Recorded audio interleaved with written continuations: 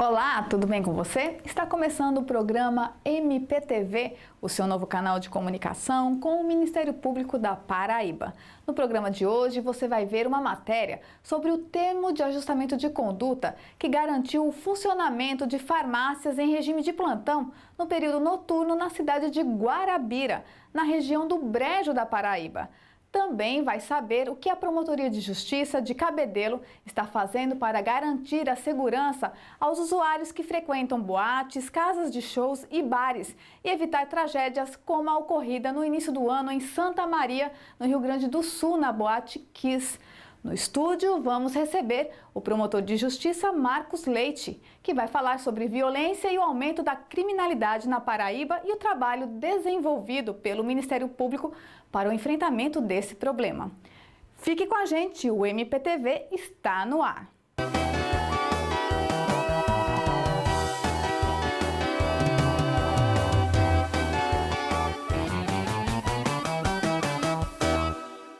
Você já precisou comprar um medicamento à noite ou de madrugada e não teve como fazer isso porque nenhuma farmácia estava aberta na cidade?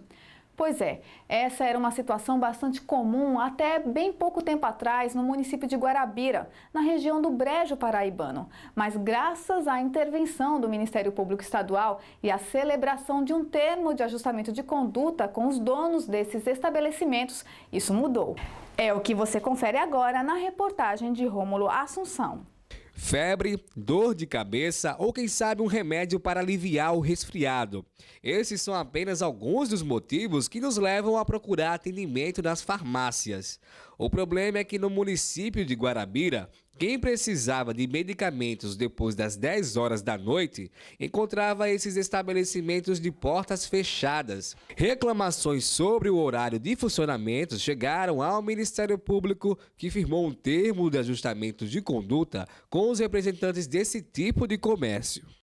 O que levou foi algumas reclamações por parte de cidadãos aqui de Guarabira, no sentido de que estavam sendo cesseados o direito de recebimento de medicamentos. Ou seja, no momento que eles iam para as farmácias, durante esse período, 10 horas à meia-noite, não conseguia, porque até 10 horas da noite, realmente há o horário regulamentar, normal. A partir de 10 horas da noite, aí no caso tivemos que criar esse regime de plantão para que o consumidor ele não tivesse o seu direito cerceado de comprar o seu medicamento necessitado. De acordo com o TAC, todos os dias, pelo menos uma farmácia aqui de Guarabira deve ficar de plantão. Uma escala com datas é encaminhada aos estabelecimentos. O descumprimento pode acarretar uma multa de R$ 500 por plantão não realizado. Farmacêutico há mais de 44 anos, seu João Nunes concorda com a medida e garante que vem cumprindo o termo de ajustamento de conduta. A gente tem cumprido aqui, honestamente temos cumprido. Até meia-noite se abre, no plantão nosso, recebe um calendário, Cada farmácia tem direito de 1 ou 2 plantões por mês. São diversas farmácias, Então, durante essa época, durante esse tempo, cada um abre o seu horário, que vai até meia-noite.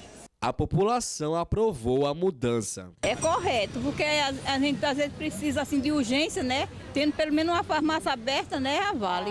E até quem está acostumada a estar do outro lado do balcão de atendimento diariamente, considera que a intervenção do Ministério Público veio em boa hora. Tem como se fazer revezamento de horário e dá para conciliar. Até porque tem clínica aqui que atende até tarde, atende até 10, entendeu? Aí a pessoa se precisando, entendeu?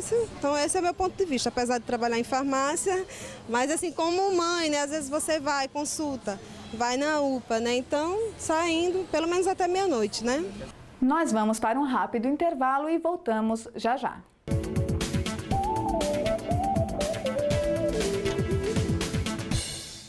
Promotor, o que é uma decisão monocrática? A decisão monocrática é toda decisão que é proferida por um único juiz, ou seja, o juiz de primeira instância.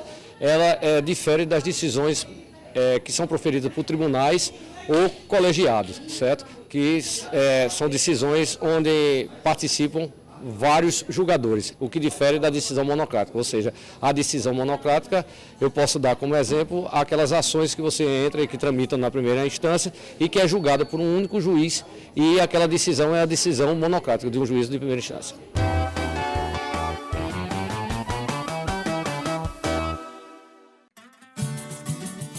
Participa aí de casa, do trabalho ou da rua. Câmara Municipal, essa casa é toda sua. O trabalho feito aqui, todo mundo pode ver. Sempre toca é importante pra cidade acontecer. Pode pra fiscalizar, você pode acompanhar na internet e na TV. Se liga no que acontece na Câmara Municipal. Acompanhe as sessões em tempo real. Participe pelas redes sociais. Opine, sugira. Participa aí de casa, do trabalho ou da rua. Câmara Municipal, essa casa é toda sua. Os últimos anos foram bastante produtivos na Câmara Municipal de João Pessoa, com resultados extremamente positivos em prol da população. A implantação de ações importantes e a criação de novas ferramentas a favor da transparência foram metas de trabalho. A Câmara criou novos canais para que os cidadãos possam acompanhar de perto o dia a dia do Poder Legislativo. O portal da Câmara está mais interativo e a TV Câmara agora também está sendo exibida em canal aberto. A Escola do Legislativo trouxe novos cursos e parcerias para aperfeiçoar e fortalecer os laços com a sociedade, levando formação política para todos. Eventos e exposições marcaram o Centro Cultural, que recebeu a visita de diversas instituições educacionais. São por essas e outras ações que a Câmara Municipal hoje é reconhecida como legítimo espaço democrático em defesa dos interesses da população. E é com a sua participação que construímos uma João Pessoa cada vez melhor.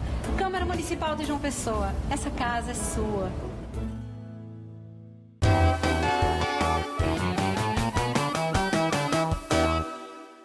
Há 10 meses, o Brasil ficou perplexo com uma das maiores tragédias ocorridas nos últimos 50 anos no país e se comoveu com o drama vivido por centenas de famílias que perderam seus jovens no incêndio da Boate Kiss, localizada na cidade de Santa Maria, no Rio Grande do Sul.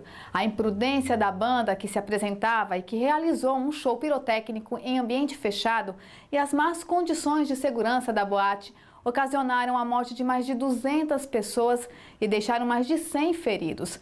A tragédia iniciou um debate em todo o país sobre a segurança dos estabelecimentos e a responsabilidade do poder público em relação à fiscalização desses locais. Para evitar tragédias como essa, a Promotoria de Justiça de Cabedelo, município onde estão localizadas as maiores casas de show do estado, iniciou um trabalho que já resultou apenas este ano em decisões judiciais que cancelaram alguns eventos. É o que você confere agora.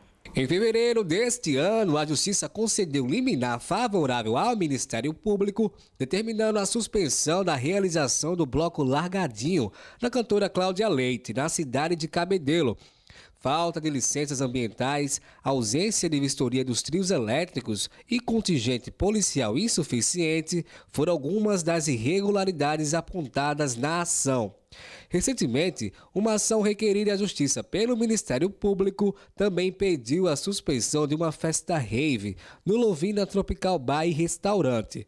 A festa só ocorreu porque os organizadores conseguiram de última hora reunir os documentos necessários para a realização do evento. Determinados documentos são imprescindíveis para que a segurança dos que se fariam presentes ao evento esteja contemplada. Então teríamos aí oficiar as polícias militar, civil e rodoviária federal, porque todo o perímetro aqui de Cabedelo tem que passar pela BR, naturalmente, pelo escoamento, né, de veículos, para se manter a segurança no trânsito. Tem também a questão do SAMU, que é para poder dar segurança, dar uma assistência, né, nessa parte médica. Tem também ainda suporte para contratação de vigilância privada.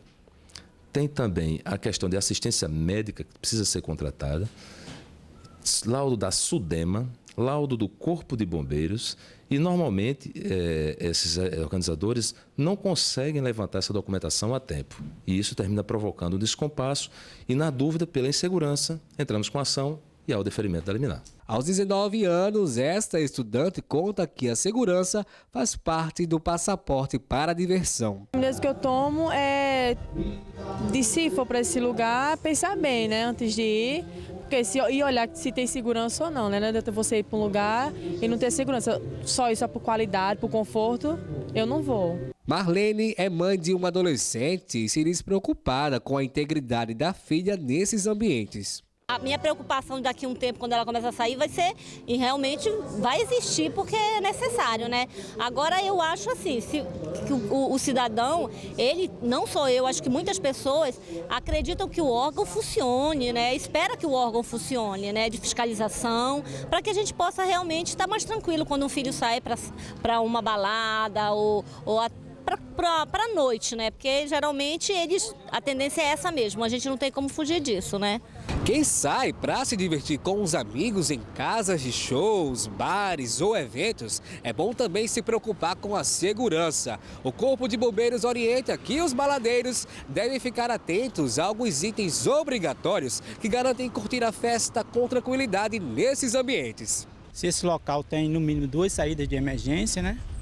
Se tem iluminação de emergência, se tem as placas indicativas de saída, qual o destino, porque as placas vão indicar qual o destino correto que você deve tomar, né? Se tem extintores de incêndio e observar também as placas que diz a capacidade de público.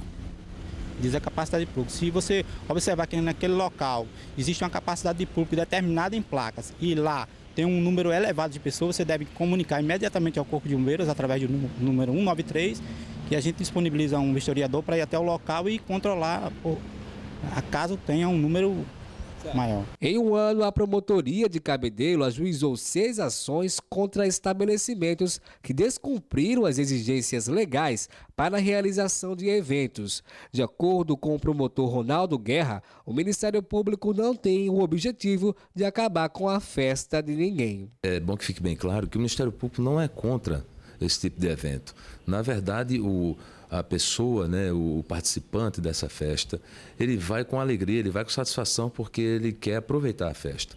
Cabe a nós que estamos do outro lado verificar as condições de segurança, né? Nós, como custos legis, como fiscal da lei, precisamos observar se isso está sendo levado a efeito. No próximo bloco, não perca a entrevista com o promotor de justiça Marcos Leite. Ele vai falar sobre segurança pública.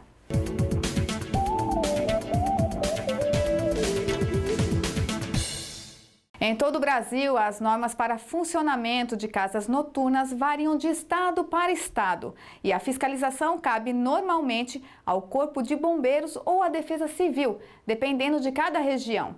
A questão de segurança nas casas de espetáculos diz respeito à legislação municipal, mas a tragédia da Boate Kiss, ocorrida no início do ano, também levantou a discussão sobre a necessidade de lei federal sobre a matéria. No Senado, 4 projetos de lei foram apresentados, os de número 26, 35, 36 e 37 de 2013. Em comum, eles condicionam a concessão de alvará de funcionamento desses estabelecimentos ao atendimento de uma série de requisitos, como a existência de extintores de incêndio em quantidade suficiente, em localização adequada e de saídas de emergência devidamente sinalizadas e iluminadas. Na Câmara dos Deputados também foi apresentado o projeto de lei 4.964 de 2013, que versa sobre a matéria.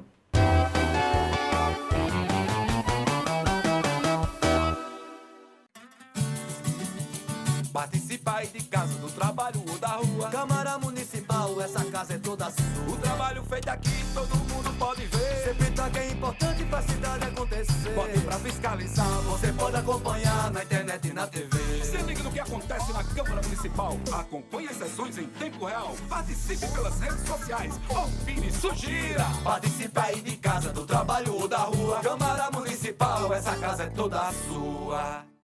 Os últimos anos foram bastante produtivos na Câmara Municipal de João Pessoa, com resultados extremamente positivos em prol da população. A implantação de ações importantes e a criação de novas ferramentas a favor da transparência foram metas de trabalho. A Câmara criou novos canais para que os cidadãos possam acompanhar de perto o dia a dia do Poder Legislativo. portal da Câmara está mais interativo e a TV Câmara agora também está sendo exibida em canal aberto. A Escola do Legislativo trouxe novos cursos e parcerias para aperfeiçoar e fortalecer os laços com a sociedade, levando formação política para todos. Eventos e exposições marcaram o Centro Cultural, que recebeu a visita de diversas instituições educacionais. São por essas e outras ações que a Câmara Municipal hoje é reconhecida como legítimo espaço democrático em defesa dos interesses da população. E é com a sua participação que construímos uma João Pessoa cada vez melhor. Câmara Municipal de João Pessoa, essa casa é sua.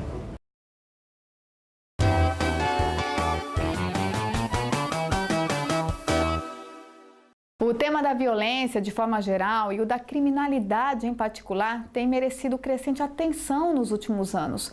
Os dados divulgados no Mapa da Violência 2013 revelam que, em uma década, o número de mortes por armas de fogo triplicou na Paraíba, sendo que o homicídio é o grande responsável por esses óbitos. Nesse período, a Paraíba saltou da 16ª posição no ranking dos estados brasileiros, onde mais se mata e se morre por armas de fogo, para a 5ª posição. Em João Pessoa, a situação é ainda pior, por ser a 2ª capital brasileira com maior número de vítimas dessa violência. Para falar sobre esse assunto, recebemos em nosso estúdio o promotor de justiça Marcos Leite, que também atua no NCAP, o Núcleo de Controle Externo da Atividade Policial de Campina Grande. Seja bem-vindo ao nosso estúdio. Promotor, o Mapa da Violência 2013 revela dados alarmantes que confirmam o aumento da violência na Paraíba e em João Pessoa, a 2ª capital do país, onde mais se mata e mais se morre por armas de fogo. A que o senhor atribui essa situação? Olha, não só na Paraíba, mas no Brasil de um modo geral, a meu ver, se deve à certeza da impunidade. A indulgência da nossa legislação é muito grande. Ao longo dos anos, nós só temos leis que visam beneficiar os acusados em processo crime. O exemplo disso é a Lei 9.099, que é de 95, que passou a considerar mais de 100 delitos de somenos importância, crime de menor potencial ofensivo, que no início foi um benefício, desafogou os cartórios, traz uma agilidade de fato, mas a coisa começou a banalizar. O indivíduo hoje ele comete um crime de natureza do juizado especial criminal, aquele crime de somenos importância, como eu disse, e ele vai sabendo que vai para ali, paga uma cesta básica, uma prestação de serviço e sai punido de acordo com a lei, mas ele não recebe aquilo como uma punição. Então, a partir daí, várias outras leis surgiram também nesse sentido. A própria lei dos crimes hediondos, que fala que o crime hediondo ele é insusceptível de liberdade provisória, ele tem que ser cumprido, a Lei 8.072, em regime integralmente fechado. E o Supremo Tribunal, em uma decisão recente, ele determinou que essa lei era inconstitucional, que a lei tinha que ser cumprida e poderia estender, sim, para os crimes hediondos a liberdade provisória e também o indivíduo cumprir em regime inicialmente fechado e depois ter direito à progressão, porque a lei diz que tem que ser cumprido em regime integralmente fechado. Para você ter uma ideia, a última reforma da legislação processual penal para o Tribunal do Júri trouxe um quesito em que o jurado perdoa o réu. Ele reconhece que o réu cometeu o crime, ele reconhece que o indivíduo cometeu aquele crime desvencilhado de qualquer causa de exclusão da ilicitude, mas pergunta, o jurado absolve o réu? O jurado simplesmente diz sim, e o réu está absolvido por aquele crime. Então, são 3 exemplos que eu trago aqui para que a sociedade tenha o conhecimento de como nós chegamos a esse estado de coisas. E existe uma correlação entre criminalidade e violência? A relação direta. Porque eu falei há pouco a questão da legislação que foi modificada, nós temos uma lei que é muito censurada, que é muito criticada, que é o chamado Estatuto do Desarmamento. O Estatuto do Desarmamento trouxe um efeito bastante nefasto, que foi aquele de desarmar o cidadão. Aí hoje a gente já ressai na questão dos crimes violentos patrimoniais, o chamado CVP. O indivíduo vai entrar na casa do cidadão sabendo que o cidadão de bem está desarmado, mas, no entanto, esse Estatuto do Desarmamento diminuiu a estatística do crime no trânsito, por exemplo, com a utilização de arma de fogo, porque antigamente quase todo mundo tinha sua arma, registrava, andava no carro, tinha uma discussão de trânsito, puxava a arma de fogo e disparava. Então, hoje a relação de criminalidade e violência ela é direta. Em face disso, não tem mais aquela violência gratuita. Sempre a violência no nosso país, isso está atestado estatisticamente, está relacionado com a criminalidade, sim. Como é que o senhor avalia as políticas públicas de segurança implementadas aqui na Paraíba? Olha, eu avalio que precisa melhorar o investimento.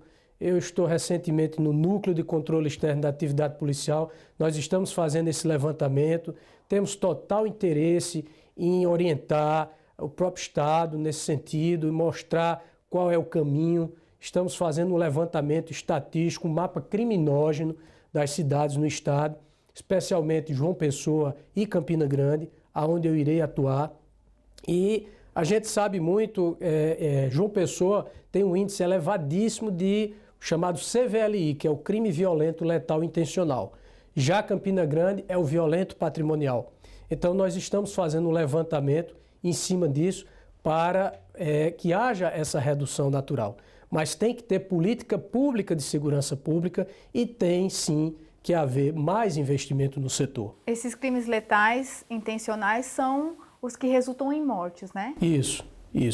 E para você ter uma ideia, o Conselho Nacional de Segurança Pública, até bem pouco tempo, não considerava, por exemplo, o latrocínio como um crime violento intencional, porque estava no campo do crime contra o patrimônio.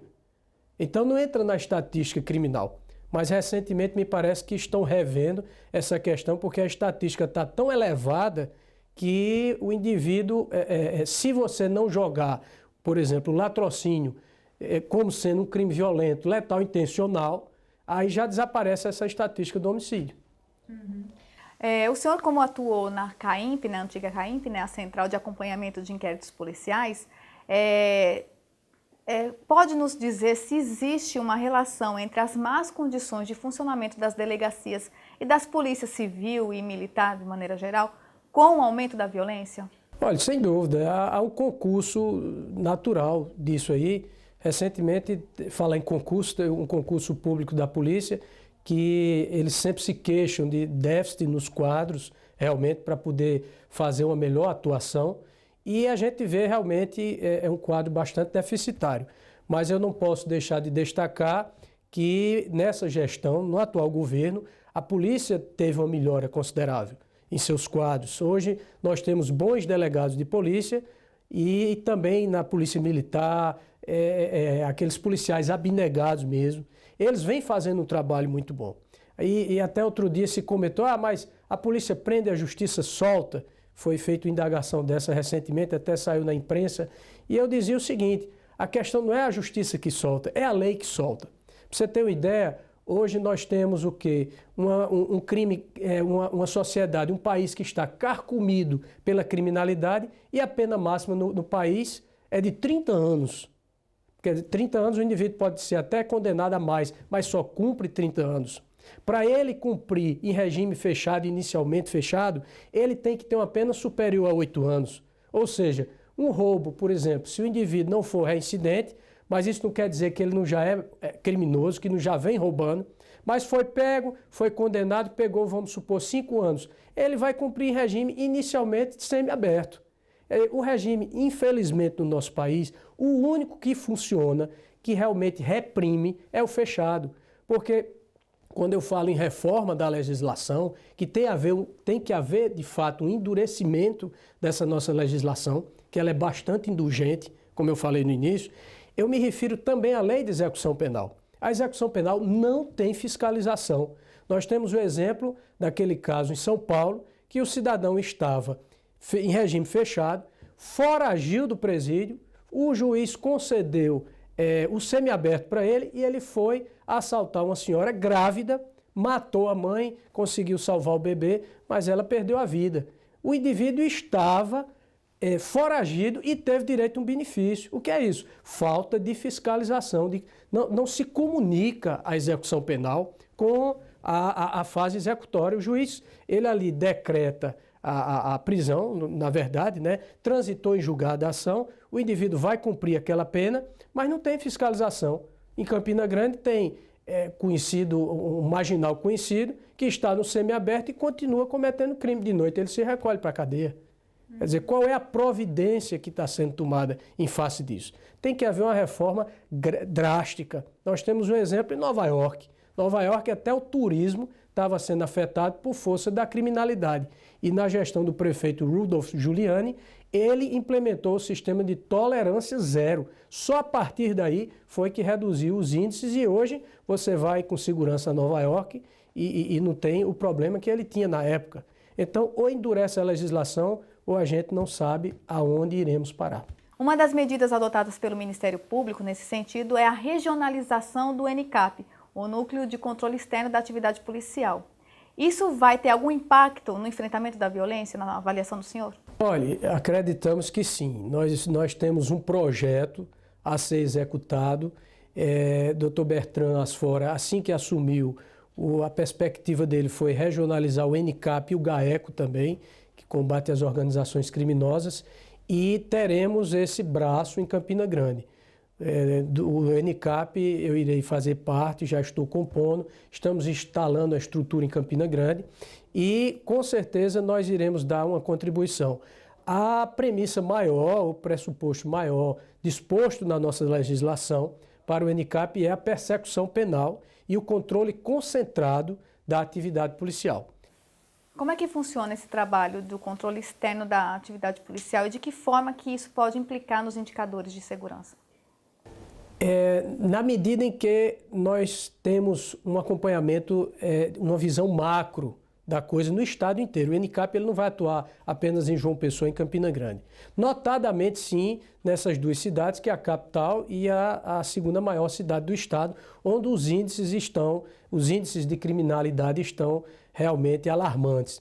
Então, nós iremos focar na questão absoluta do controle, como disse, concentrado, que concentra, né, de forma externa, o controle concentrado da polícia, mas é externamente, não é uma corregedoria de polícia, mas ver se os inquéritos estão dentro do prazo, se está havendo realmente a persecução penal, ingressarmos com medidas para que as políticas públicas no setor de segurança pública sejam devidamente cumpridas. Então, o mistério do ENICAP, em resumo, é esse. Está na Resolução 14/2011 do Colégio de Procuradores de Justiça. Ok. Para finalizar, eu gostaria que o senhor orientasse o telespectador a que medidas que ele pode adotar para se prevenir dessa violência, dessa criminalidade que está nas nossas ruas.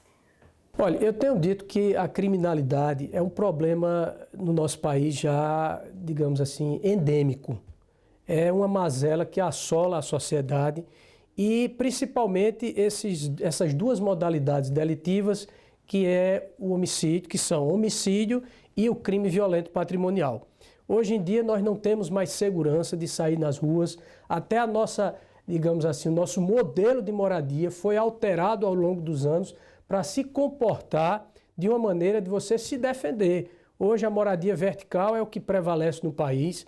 E se você analisar até a questão da mobilidade urbana, as cidades brasileiras viraram, as grandes cidades em especial, viraram um verdadeiro caos, o trânsito, as cidades não funcionam, as cidades não andam. Por quê? Porque o cidadão ele não tem segurança nas ruas para andar de ônibus, até porque o transporte público não é de boa qualidade. Aí, quem hoje arranja o seu primeiro emprego, a primeira coisa que pensa é comprar um carro. E ele não está errado. Mas isso está causando um outro problema social para a gente. Então, as dicas, o conselho que a gente dá, com base na estatística, a pessoa não andar nas ruas de forma inadvertida, como se estivesse na Suécia, por exemplo, porque, como eu estava falando aqui na legislação, nós temos leis para países como a Suécia, por exemplo, né? Então, as pessoas procurem andar mais antenadas, não parar em lugares esquisitos, não parar para atender celular. Não parar o carro, no caso. Para o carro para atender o celular. O assaltante já está de olho nisso. Hoje não existe mais aquele assaltante que sai sempre preparado para o crime. Antigamente dizia, não, o marginal ele sai preparado. Não, Hoje é o oportunista. Ele está na rua, vai passando e ali vê uma oportunidade, a pessoa que para o carro para atender o celular, ele vai lá e assalta. Eu vou citar uns exemplos aqui, para vocês terem uma ideia.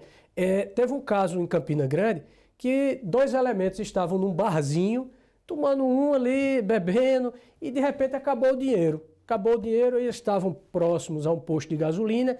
Ele disse, vamos ali assaltar? Pegaram a moto, foram assaltar, assaltaram o frentista caixa, o dinheiro do posto, voltaram para o barzinho e continuaram a beber. O posto acionou o CIOP, acionou a polícia deu uma andadinha por ali, 1, 2 quarteirões, viu a placa da moto, olha ali de quem é essa moto, pronto, chegou, efetuou a prisão dos marginais com o dinheiro do posto de gasolina. Para se ter uma ideia, hoje o marginal não tem mais pudor, não tem mais essa história de hora nem local. Ele sai mesmo para assaltar e às vezes nem está disposto a isso, mas vai. É aí onde eu volto à questão da certeza da impunidade.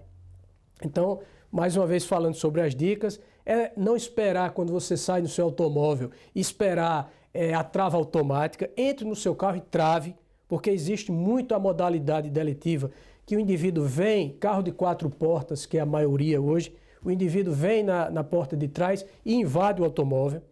E outro conselho que a gente dá, isso nós recebemos em treinamento, curso fornecido pela própria Polícia Militar, em caso de assalto, não reaja, porque apenas 5% das pessoas têm chance, 5% das vítimas têm chance de êxito no assalto. Agora, se for para lhe levar, para sequestrar a vítima, deve sim reagir e sair correndo, porque não vai saber qual o malefício que vai acontecer depois disso.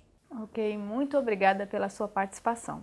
Eu que agradeço, espero ter contribuído de algum modo para ajudar a sociedade, esclarecer a sociedade a situação que estamos vivendo.